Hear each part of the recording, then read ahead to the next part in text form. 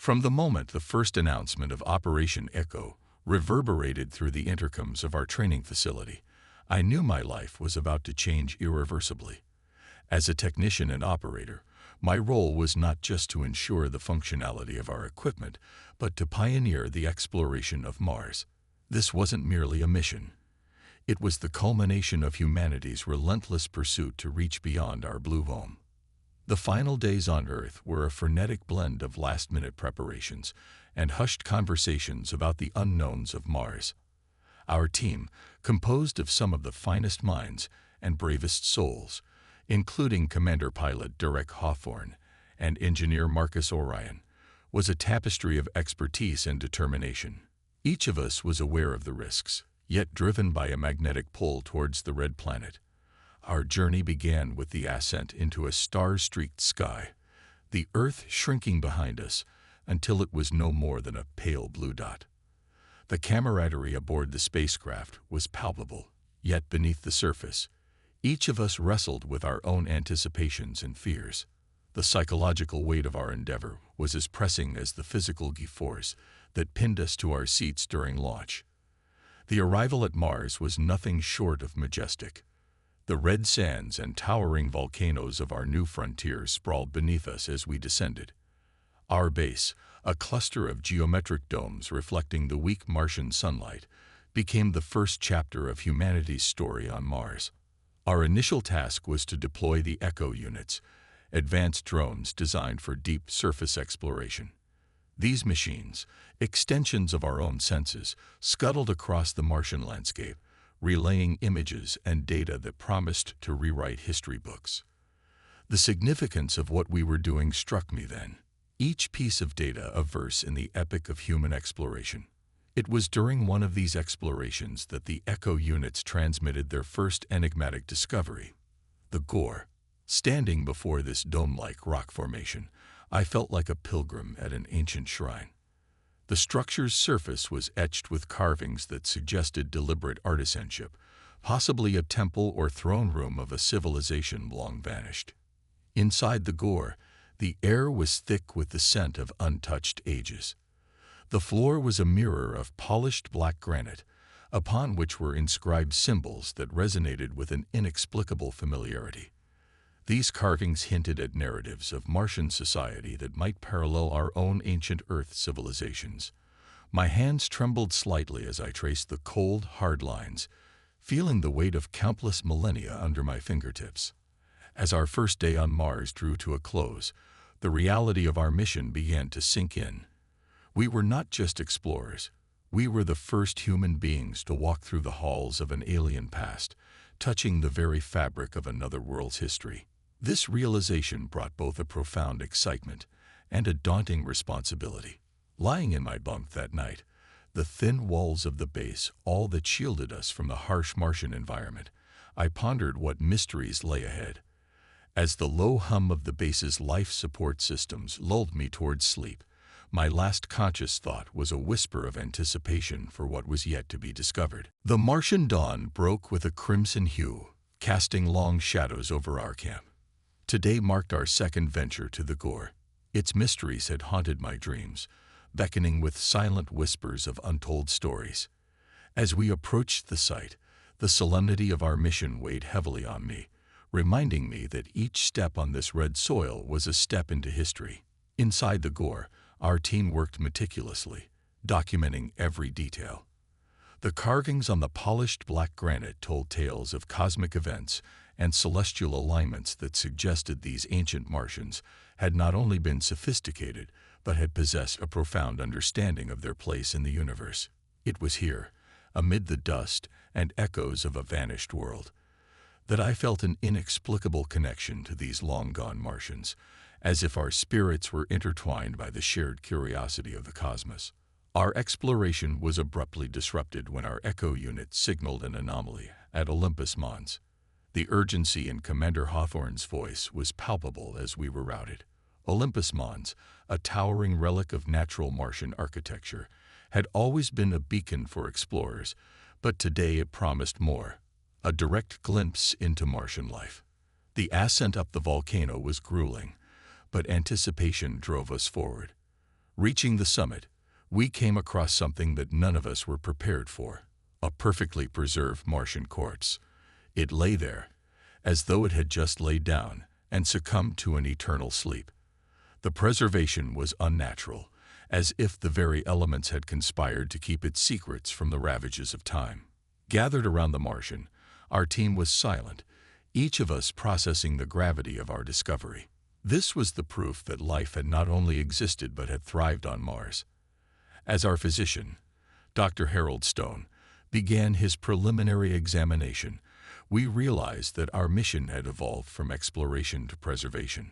We were no longer merely visitors. We were guardians of this planet's ancient heritage. However, this sense of wonder was soon overshadowed by a series of unexplained malfunctions with our equipment. It started with flickering lights and minor navigational errors, but escalated quickly into more disturbing phenomena. Our communications with Earth became sporadic, filled with static and eerie whispers that seemed almost intelligible. One night, a scream tore through the base's usual hum.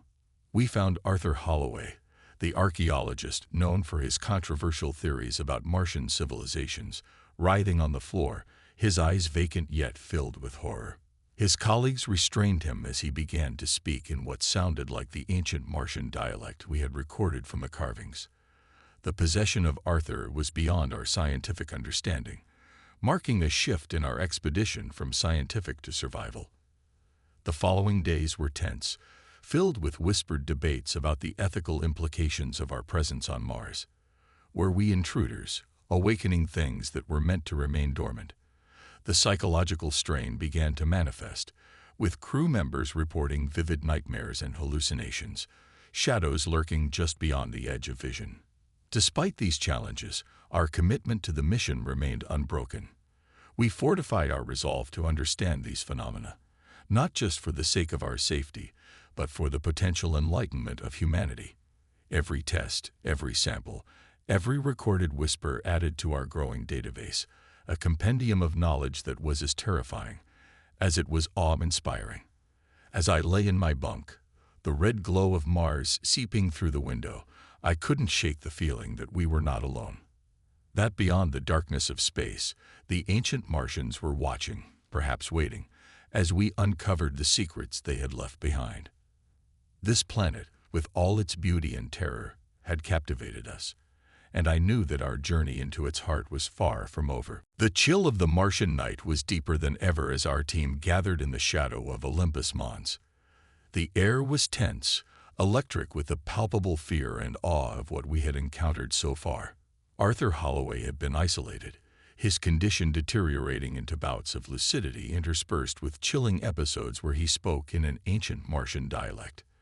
It was clear that whatever had taken hold of him was linked to the revival process we were about to witness, a process that promised answers, but also harbored darker consequences. As we prepared for the ritual that Arthur insisted would bring about the revival of the Martian giant, I couldn't help but feel a part of something monumental, teetering on the edge of cosmic providence and profound danger. The preparations were arcane, dictated by the inscriptions we had found. Under the dim light of our mobile units, the site became a stage for a ceremony that felt as old as time itself. The moment the ritual began, the ground beneath us trembled. Dust and stone stirred as if the planet itself was responding.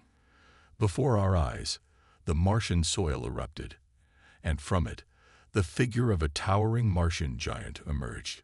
Its features were regal and terrifying, a being of another world, untouched by time, yet animated by an unseen force. The giant's revival was met with mixed terror and fascination. As it took its first lumbering steps, some of the crew backed away, while others, like myself, stood frozen, unable to tear our eyes away from this resurrection of a being so clearly superior and otherworldly. It was not just an encounter with alien life, it was an encounter with the ancient rulers of Mars. However, the fascination quickly turned to horror as the ritual took a sinister turn. The giant, imbued with a dark vitality, demanded sacrifice. Arthur, now fully under its influence, led the horrifying act.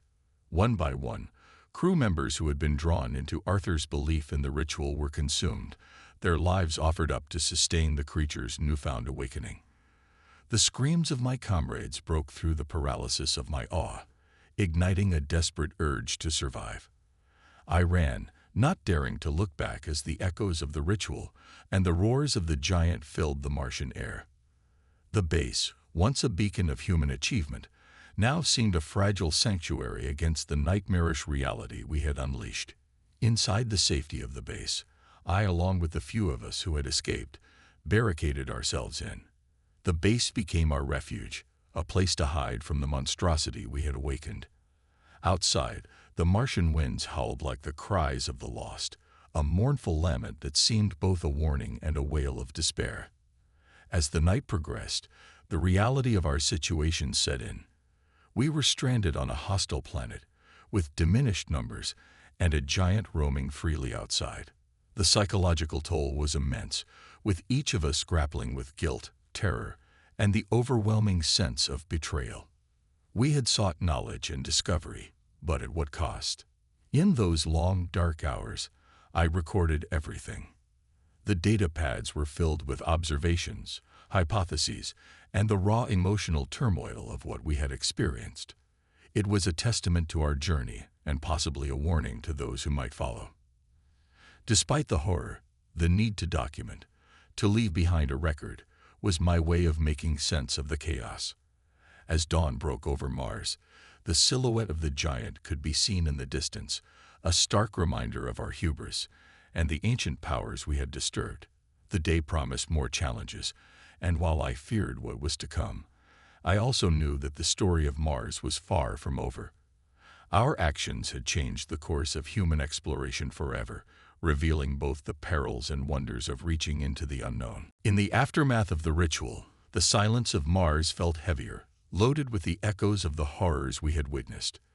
The giant, now a distant yet menacing presence, roamed the Martian plains, a symbol of the ancient power we had carelessly awakened.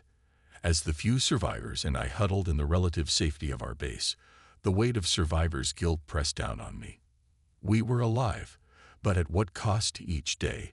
We monitored the giant's movements, its silhouette occasionally visible against the stark Martian landscape, a constant reminder of our folly.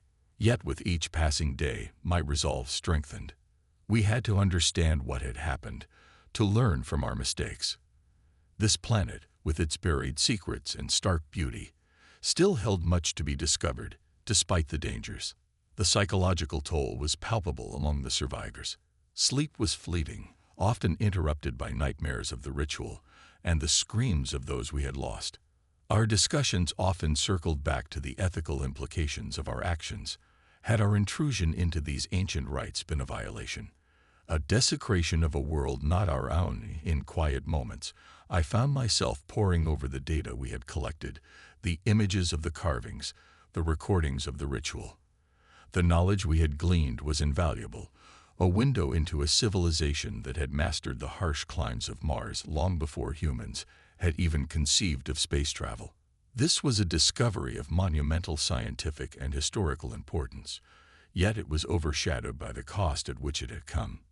We established a routine of cautious exploration, avoiding the areas where the giant was known to roam. Our base became a fortress, a bastion of human presence on an otherwise alien planet. The constructed human bases, once symbols of progress and hope, now felt like fragile bubbles of Earth in the vast, indifferent wilderness of Mars. One morning, as I watched Mars' thin sunrise, I contemplated the future.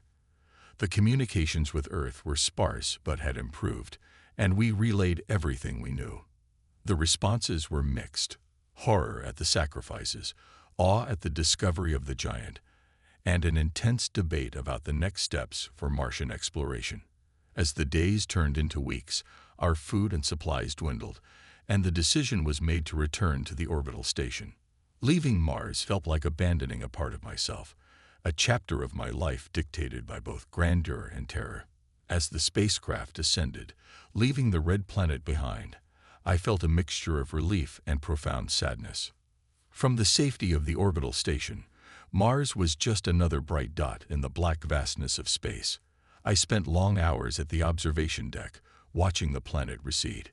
The experience had changed me irrevocably. I was no longer just a technician. I was a survivor of Mars, a witness to its deepest secrets and darkest rituals.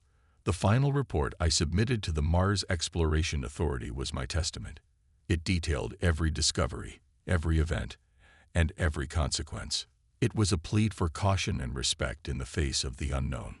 Mars, with all its mysteries and dangers, had shown us that some secrets might be too powerful for humanity to handle alone. In the quiet of the station, looking out at the vast cosmos, I realized that our story was part of a larger narrative, a continuous human quest for knowledge and understanding. Mars would one day beckon to us again, its secrets and stories waiting for the brave or the foolhardy. But for now, it remained a world of beauty and terror, intertwined in an eternal dance that we had barely begun to understand.